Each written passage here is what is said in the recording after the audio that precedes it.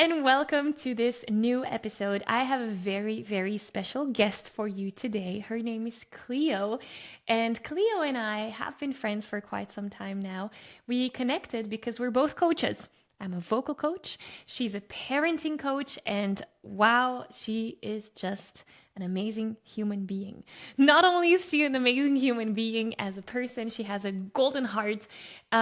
She's also a singer, and obviously, whenever we have someone that sings and we have great conversations with that person, I love to bring those conversations here on this podcast to share with you.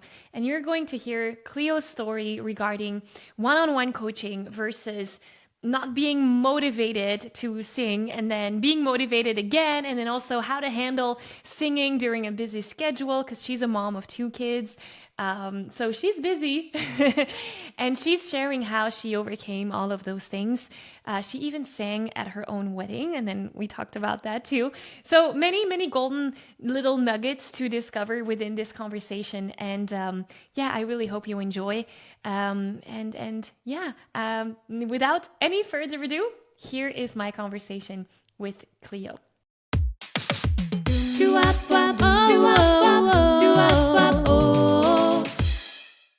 Okay, here we are. Clio, welcome to the podcast.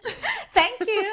I'm so proud. Wow. I'm so glad. Well, thank you for being here, for making the time to have this conversation. And the reason I wanted to have you on the podcast and invited you here was because we were talking about singing and what of an impact it had on you and your life and your being. And when we were talking, I was like, whoa, we need to hold on because everyone should be listening into this conversation. And so that's where I want to take this here today and talk about that, if that's okay for you. Of course. Always a pleasure. I'm ready. Well, thank you so much for being here. Let's start with the start. Like, I obviously know who you are. I know your story, but people listening in might not. Mm-hmm. So tell me a bit about like what you do, but also specifically, where did your singing journey start? Like, what made it all happen for you? Of course. Well, I am a parenting coach and a mom of 2, and my singing journey actually started when I was 19. So, well, I mean, I always like to sing, so that was always my thing, and dreaming about singing like as Celine Dion, and so that was kind of like my one of the big ways in which I would take care of myself during adolescence and teenage years and major emotional crisis. It was through music and through singing. So it was always part of me, and I always saw myself as someone who was somewhat good with singing. Like, I liked my voice when singing, right? And then when I was in the first year of university, it was very tough for me for different reasons. And my mom, who is a teacher, was telling me how one of her students came to know the singing teacher in my hometown. And I was like, and I was studying already in a different town, but I would come back every weekend. And I was like, you know what? I wanna go and try. And so that's how it started. I had a very good relationship with my teacher, with my singing teacher, and I would immediately saw how singing in a more refined container, let's say, like in a more structured container, was really helping me deal with everything else that was going on in my life, like emotionally and stuff. How there was such a deep relationship between managing my voice, my breathing, performing, like we did the first performance in public that first year, and everything like dealing with my own inner life. Yes. So, and it now looking back, obviously at the time I wouldn't necessarily know how to put words to that, but yeah, I remember very well, like I was so surprised that the first lesson was all breathing, and I was like, like breathing, I mean, I know how to breathe, right? Like, I've been doing this my whole life, and then I'm like, actually no, I don't. And it took me months to get to, and even probably years to get to a level of breathing that was okay. And so, like, that's just an example, you know. Um, Yeah. so that's how it all started. And to me, even now, Yeah. and then Yeah. as an entrepreneur, you know, like when I want to settle things inside and to make sense of what's going on in my life and also find my voice, metaphorically, I go through singing and through music. So that's Metaphorically and literally. yes. I want to talk about the breath because this is something that oftentimes, like when you start out singing lessons, the first thing that you do is breathe. And I remember my very first vocal lesson, I did not sing anything. Yeah. It was just breathing. And I was like, what is this? Exactly. And we actually had a masterclass about this yesterday in the Singing Insiders about this importance of breath. And I appreciate that you're saying it took me a few months, maybe even years to really master it because Yes. yes, we're breathing our whole lives, but we don't realize how fundamental the breath is to singing. And yesterday, this was a big eye opener for me, but definitely where all the puzzle pieces came in. Because you're using your diaphragmatic breathing when you're singing, for some people, well, for all of us, it regulates our nervous Yeah. system. And that's what you were referring to, like singing is my way of coping with things. So I'm Yes. curious to hear from you because obviously you're an amazing mom. How has singing helped you being the mom that you are today with your children? Oh my Like, gosh. has that played a role at all? Of course. In so many ways, from the pregnancy even. Like I would take singing lesson even pregnant, and that's like a side note. I would do it, and I even now virtually, because then I moved away, and so I kept contact with, I've been, you know, I've been keeping in contact with my teacher. And so everything we would do is virtually online through Zoom or, you know, and I remember very well taking my lessons while singing and seeing how that impacted my breathing, my singing, because the diaphragm was moving and and everything else was shifting in my body. So that's also for me was eye-opening to see how the singing would impact my life, but also what was going on in my life would impact my singing, and you know, stress levels, and that would impact my body stiffness or how I would move my muscles, you know, my body, and that would impact my singing and vice versa. So anyways, so I remember the impact of singing while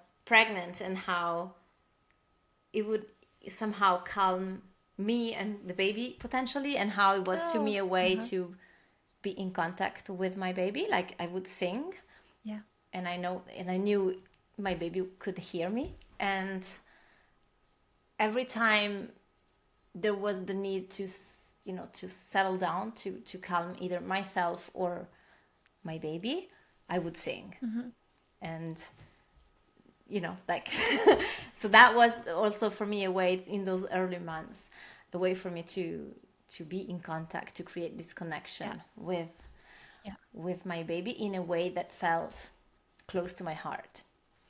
And which also felt, you know, somehow you want to communicate things and you don't always have the words. Like when you have a little baby, and my firstborn is my daughter's, right? So I wouldn't always understand her or her reactions, her emotions, and I wouldn't necessarily know how to talk to her sometimes. Like, you know, you don't go into much of details like of your emotions and your baby's emotion when you have, you know, Yeah. a few months old. And so singing was my way of doing that. But then it became, you know, also a way to self-regulate, like some, you know, Yeah. how my kids would, I don't know, refuse to do stuff. Like we would have to leave in the morning and they didn't want to put their clothes on, or to put some one t-shirt or the other, or to get up from bed, you know, and you're late and you feel like you're becoming stressed and tensed and the anger is there. And so I would find that putting that all to singing and somehow transforming the situation into a funny one where I would, you know, sing my sing my emotions and sing the situation, it would diffuse this anger, and it would also change somehow the tension and the perspective, even for my Yes. kids. Sometimes it would work, sometimes it wouldn't work, but it was always Of hope, course. obviously, right? But it was always useful for me Yeah. to regain somewhat the control on my reactions. So let's talk about that, the busyness, right? Because that's something that many busy parents Yes. and even non-parents, life is busy if we let it be. Um, how do you handle like the business of life and still this commitment to your vocal practice? Because I see how much it affects my inner state. It's like meditation or yoga, it took me years to get to a point where I would, you know, decide, yes, let's do it. Yeah. It's not just some new age thing that gurus tell you about. Let's do it, right? Yeah. Yeah. Because Yeah. then at some point you see the impact that it has on the daily life and my well-being overall, which in turn impacts the way I can handle things in life with my kids, but not just with my kids, like in my husband, work life, anything, right? So whenever I have to push pause and I have a few weeks or month without singing or without meditating or without doing yoga, then I can see the effect that it has on my ability to cope with things. Yeah. And Yeah. so it has become a priority because of that. And also singing for me is like a way of life. Like there can be weeks where I don't sing because maybe there's so much going on and I cannot forget. But then I don't know, when I hear a song that I like, I want to sing it. It's like it's like come on, it's torture not Yeah. to. Your life is a musical. Yes. And it's so liberating, and also it's a way to go get back to joy, right? Like Yeah. sometimes I'm like concentrating on stuff and you have to do so many things. There are like 1,000 just like commitments you have to go through, from the kids, Yeah. from work, from everything. And sometimes just like listen to a song and start singing or dancing on my chair, and Makes it it all better. reconnects. Yeah. Or sometimes it's even not necessarily always joy, sometimes it may be different emotions, but it helps me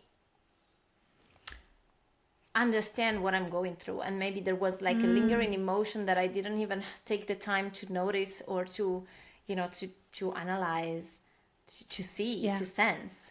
Yeah. And music gets me back to that and see, oh, that's what was going on.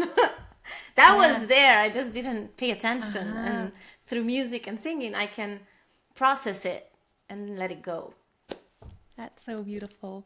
Tell me about, because I know one of the reasons we're here now is because you told me about the vocal workouts that, Yes. because you were a member of the Singing Insiders, right? Yes. And you said, oh, those are so handy. And if we're having the conversation about busyness, that was one of the reasons why we included the vocal workouts, Yeah. because obviously singing is all about practicing and getting stuff into your muscle memory. Oh my But gosh, in order yes. to practice, we need to have the time and the consistency. And so that is one way of helping you. Now, I know you also work with a one-on-one teacher. So tell me about the difference between, like, how do you combine everything? What has helped you make progress in your journey? Like, talk to me about that. Yes. Well, I was sharing with you when we were talking how while I was a member of the Singing Insider, having those vocal workouts really helped me, stay a lot more, consistent with the practice. Because, you know, when I have my one-on-ones, it's once a week, right? And somehow I trick myself into believing that I can delegate, like somehow I can just put my vocal practice into that 1 hour a week. Uh-huh.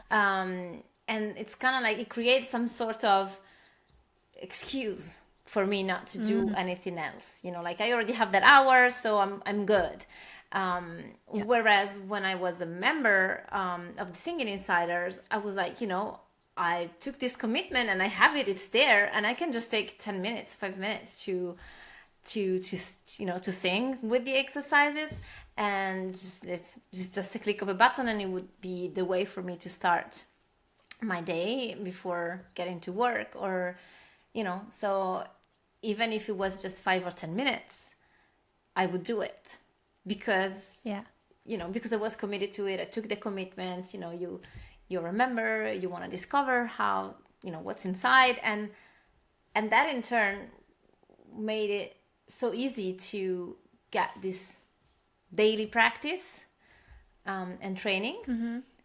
And in just a matter of a few weeks, I could see the improvement in terms of the vocal, not only not just the vocal techniques, of course, in and of itself, but the fact that I would sing every day a little bit with the right training meant that my voice felt better, felt energized, like the Yeah. muscles were trained. It's like kind of like doing your abs, and if you just do it once a week or It once makes a sense. month, you do it, it's better than Uh-huh. nothing. But then every time you kind of have to get back to it. And so it's just a matter of if, to me, for instance, as a female, depending on the period of the month and the hormone cycle, it can work or it can be a total disaster. Whereas with a consistent practice, even in periods of of fatigue or of Yeah. hormonal Yeah. challenges, let's call it like that, there will be a more solid base to start with. Right. So it would still influence me, Right. of Right. course, because that's life, but it would have a Mm-hmm. less of an impact. I could sense the voice being stronger from the start. That makes sense. Yeah. And tell me how the combination was, that combination of self-study with one-on-one lessons. Well, the one-on-one to me is a lot about the relationship that I have with my teacher, who is now a friend, like Yeah. it's like a big brother to me. So because it's been Yeah. 20 plus years, right? Wow. Right, yeah. So it's, to me, it's like still keeping alive this connection through singing, Yeah. and also it's kind of like my self-care moment of the week. Mm. Whereas the vocal practice felt more like, yeah, part of my daily routine in a way, and experimenting with things, and also seeing Mm. more the progression. Like with the 101, we try different things, but I sense the growth is lower because Mm. it's because of me. Obviously it's not, it's because I tend to then just do the practice and the exercise once a week, and sometimes we Yep. miss the one-on-one because of personal commitments for me or Yes. my teacher. So it's a slower progression, right? And also I don't Mm-hmm. put my attention on this progression. It's more like it's become part of my weekly routine to have that appointment, for because we've been having it for years. But I Yeah. don't put myself into a path where I decide my goals and my objective for singing, and I see my Yep. progressions. It's more like, we see each other, we meet, we do pretty much the Yeah. same exercises. Sometimes we improve the challenge, but whereas when I was with the Singing Insiders, you created that container where you can give yourself, like, you can situate yourself in a journey, like on a path, and then give yourself different goals and challenges accordingly. And then you have a clear indication of what are the best vocal techniques, or what are the best aspects to improve. So it makes it easier to see progress, and to Yeah. know what to train on. So it's a You know different what? way for me to see singing, and yeah, and to You know what you describe is exactly the reason why I stopped with my one-on-one vocal coaching practices. So giving one-on-one lessons to someone else. the reason, I'm not saying it's not useful, but the Abs- progress that I saw with my one-on-one clients compared to the singers that I work with in the Singing Insiders now in this container, it's a massive it's a massive difference. yeah, Because with the one-on-one coaching, personally, I felt like a karaoke machine at times. yeah, People would come, we would have a good time singing, yeah, and then they would leave, and they had their endorphins in their body. I was happy, they were happy. End of story, right? yeah, And with the Singing Insiders, because we've created this environment of course, fun is still part of the process. We need to have fun and we need to have the obviously. passion for singing. I, as a coach, I feel like it's my role to actually move people forward. And that's where I see the difference between a singing teacher and a singing coach. And I'm in the coach world, and some people thrive in the teaching world, which is amazing because we need that. So I'm happy that you're talking to that, because you had the best of both worlds Yeah. from what I'm hearing. You had your self-care moment, you had your happy moments with your teacher, and then when you were on your own, you used all the resources that were available for you to actually also be mindful of the progress Yeah. and keep moving forward. Yeah. Yeah. And That's work so through it. important to not reach some kind of plateau in your singing, because otherwise we can get really comfortable really fast Oh yeah. where we are. And also you kind of forget at that point that there's there's still more, right? Even if, because I never gave myself a goal of becoming a professional singer. Maybe I could have, I don't know, or maybe I will in the future, I don't know, but not, so far it was always for me a way to, like, really a pleasure for myself, but also a way to find balance emotionally, to be within myself and to learn how to express myself. Because for me, sometimes it was hard to not to feel the shame or the embarrassment, or like the fear of judgment from others. And so sometimes I would make myself small in other aspects, and singing was always for me a way to train myself to use my voice, to be seen, to be Yes. heard, right? And to process my emotions at the same time. So it was kind of like of a parallel in that sense.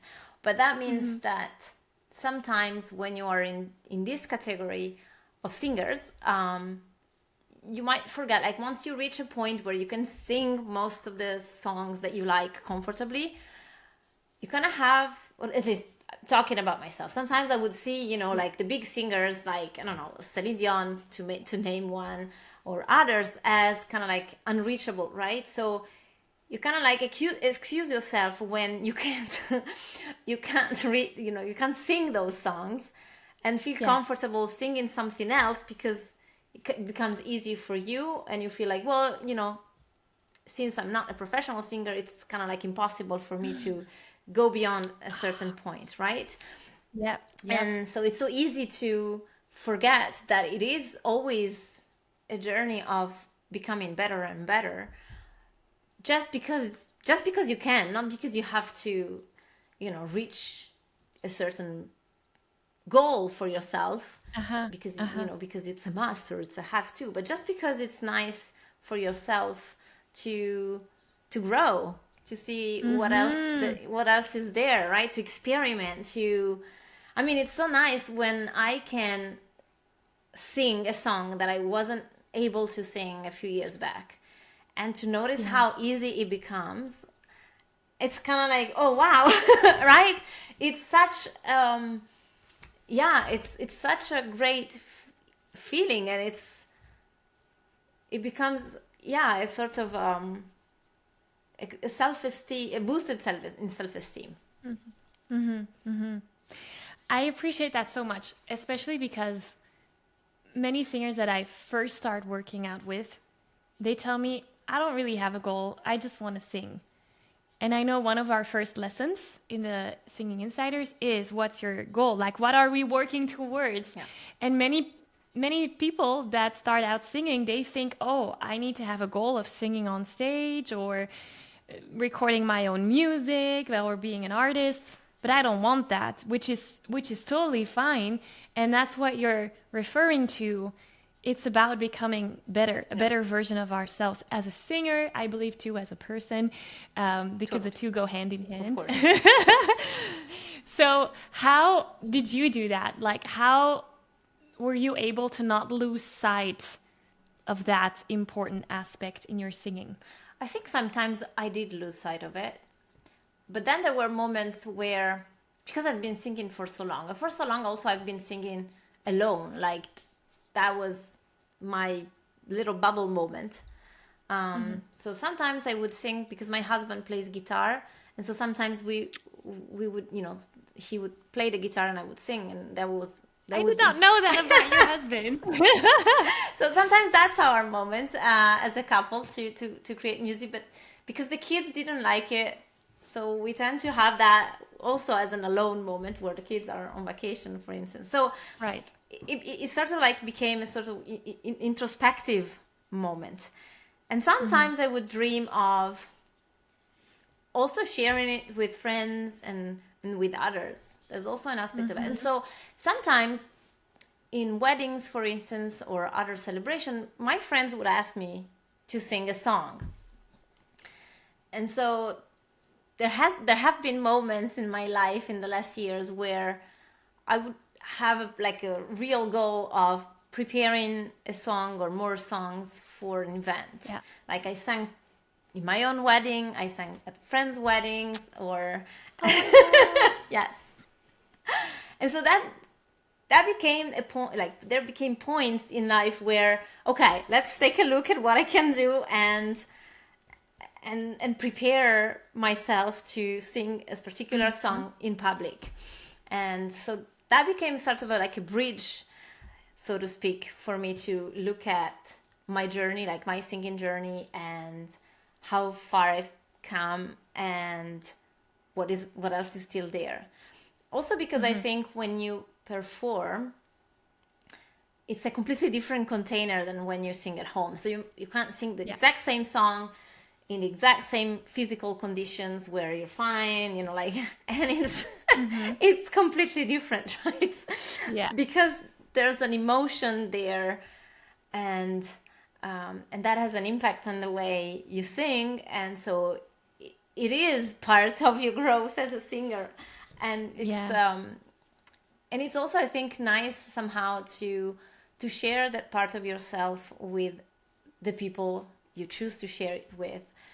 It's it's a nice combination, let's say, of the two worlds, and I think it's Mm. such an important part of the journey, not just Mm-hmm. for singing, but also, internally as a Yeah. person, let's say. Yeah. It's Obviously. always a metaphor, right?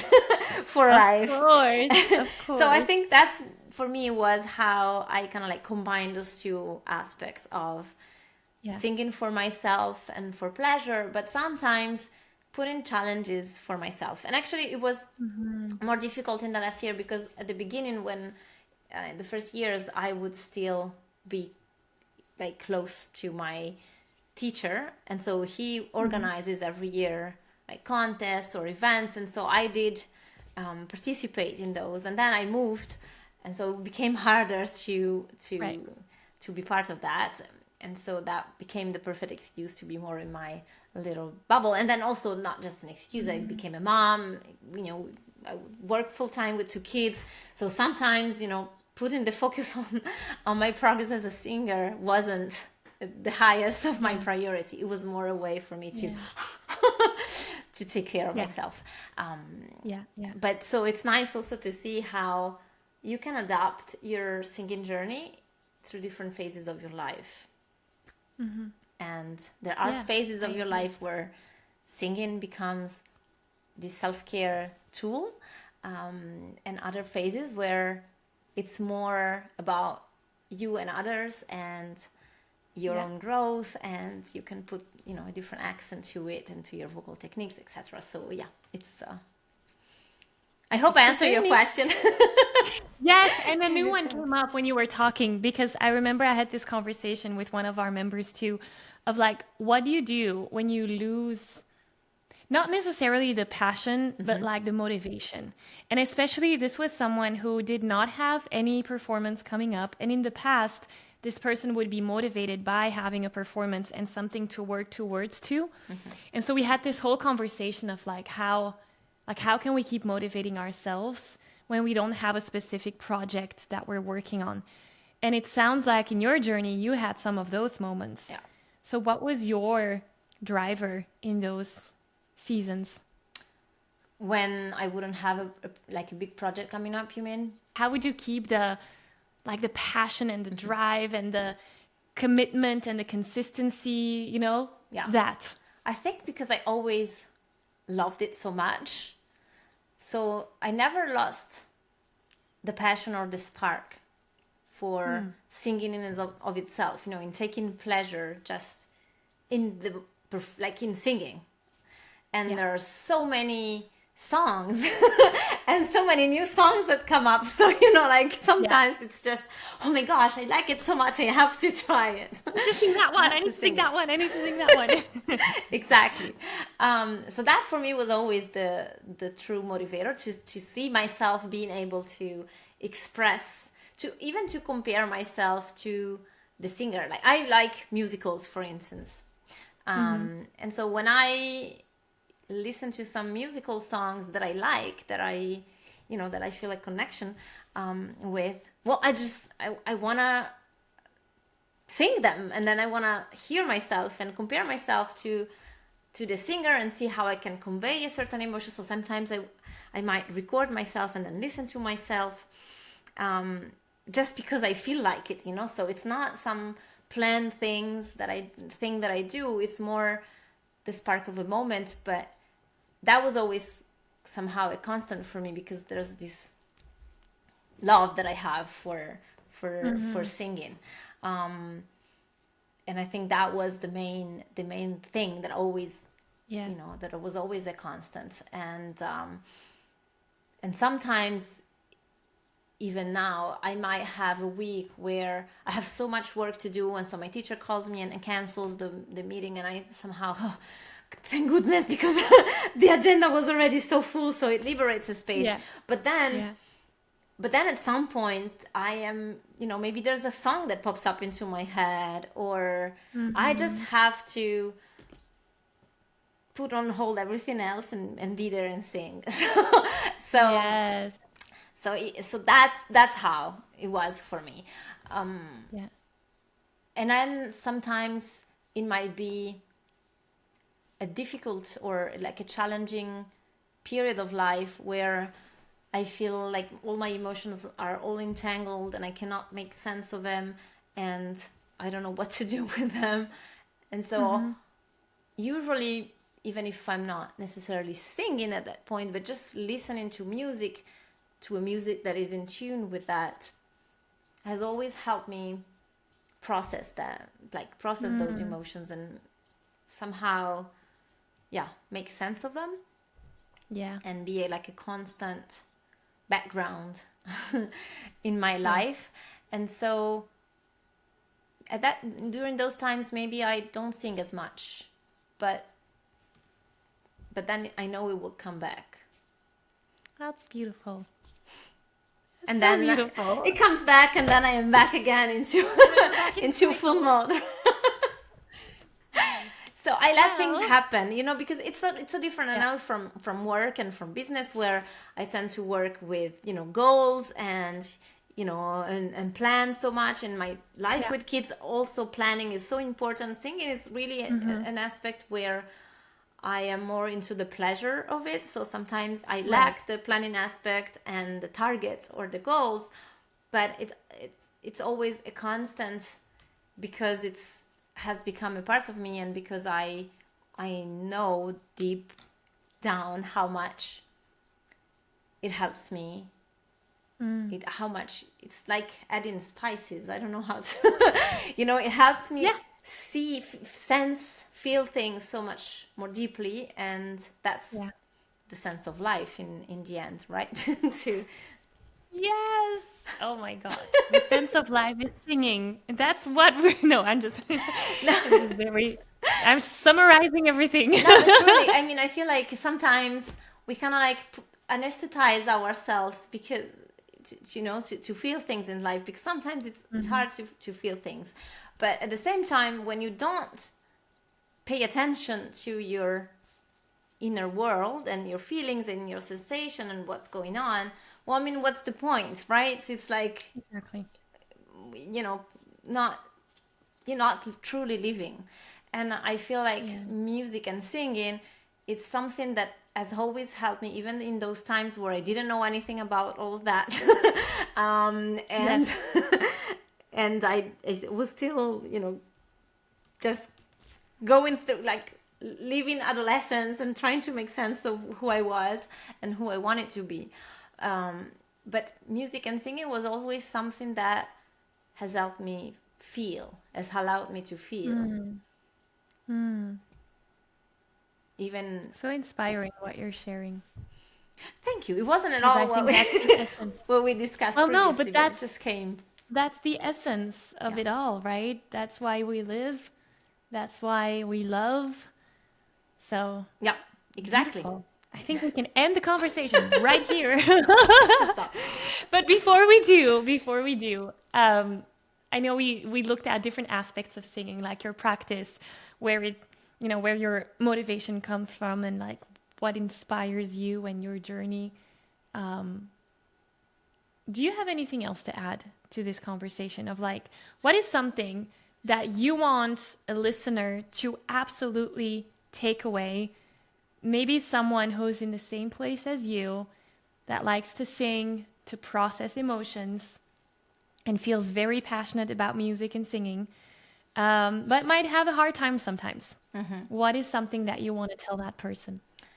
Um, I think the first thing always is to hug ourselves and accept that we are imperfect and that it is okay to, well, have challenges and not know what to do and feel lost, or not. Sometimes I think I use the general term society, and everyone can put inside what he wants because it's such a general term, but we have these expectations that we always have to perform and to be okay and to know what to do with our feelings and to do at the same time, and to, whatever the role we have in our lives, whether it is to be parents, to be a worker, an entrepreneur, to be a child, like the son or daughter of someone, or Yeah. to always know what to do, to always be on point, and and to do it fast, and to do it quickly, and to do it better, and to improve, at a certain pace, etc. And Oh my God, we can have a whole other yes, conversation about that. right. And sometimes it is okay to just be where you are in life. And when you accept that, then it becomes so much easier to explore, experiment, to feel like curiosity towards what it is that you want to explore. And if it's singing and if it's music, because at some point in life you felt that if it was good for you and for your soul, that you liked your voice, or even if you didn't like your voice, it was just because you like, being in tune with music. We'll just experiment with it, feel how it goes, just try it out. It's kind of like try a new clothes, like, a new piece of clothing, and see how it fits. Yeah. And you don't have to commit to a 10-year practice. you Like know you. right, you just have to try it. Give yourself a few weeks if you want to, to experiment with it and see how it goes. But then I think just feel it, feel how it goes. And if it makes you feel good to have that 5 minutes of singing or 10 minutes of singing, why take it away from yourself? And even if you cannot commit to an everyday practice or even once a week practice, but it's just when it comes, well, I mean, why take it away from yourself? It's everybody, our voice is free, is inside us, is unique. It's such a precious gift that we have. And So why not taking care of it and explore and see how it goes? And then Yes. I believe that everybody who tries it will see the impact that it might have on so many other aspects of life, from relationships, like, with my kids, to the relationship with yourself, to feeling more joy into your life. Because let's face it, if you go to work, sometimes, here where I live, many people use the bike. I use the bike, and sometimes I sing, or sometimes I see someone, just going to work and pedaling and singing out loud, and I'm like, that's such a joy, who cares? Yeah. Without a care for other people and what they might think, that this is such a small thing, right? But can Yeah. you imagine what a difference it can make on your day? Just 3 minutes of thinking out loud while you go to work, where, instead of, I don't know, scrolling through social media and Wow, yes. and comparing yourself to everybody else. I don't know. Yeah. So that's And I would my even invitation. add that those 3 minutes or 5 minutes or 10 minutes, even if it's such a short amount of time, it still helps to improve your voice. Yeah. It makes a difference. The more you do it, the more you're going to notice your vocal cords and muscles getting stronger. So thank you Yes. for sharing that, Cleo. I No, appreciate of it. course. Now Anytime, we are friends. I hope I can call you my friend, but Of course we you do. became You have friends. to call it. Okay. Because we started out, well, we're both coaches, right? And that's how we connected at first. So you are an amazing parenting coach, and you helped me as well in that journey. That is still at the very beginning. Tell me, if people want to connect with you and, find you, where can they find you online in this world, and how can they work with you if they want to? Well, right now, and thank you for asking. I'm working on a membership, but it's going to be in Italian at first, because I'm Italian and I am testing it out in that language. But I do work one-on-one, in any, like, in English or even French, if people Any want to. No, language? not in any language, but English and French, that's possible. Um, Okay. so you have a website that, it's parentsmileandgrow.com, and I'm setting up a new website that is going to be much easier. That's Clio, from, like, my name and surname. So I'm going to share the link if you want to.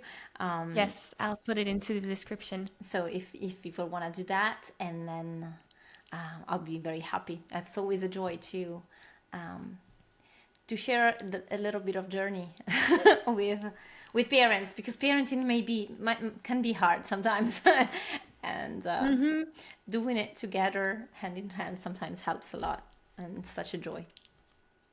100%. Thank you so much, Cleo, for being so open and generous with your shares. I really appreciate that. And I will link to all those links in the description so that people can find you. Anything else that you want to add to this conversation? No, thank you. Just sing, Yes! sing, and bring the joy back. We need it. We need it. Let's bring the joy back into the world through singing Yes, and mindful parenting. as well. But the two can go hand in hand. Like. Of course. Of course. Thank you so much, Cleo. I appreciate it. Thank you, Maggie. It was a pleasure, and thanks for everyone for listening.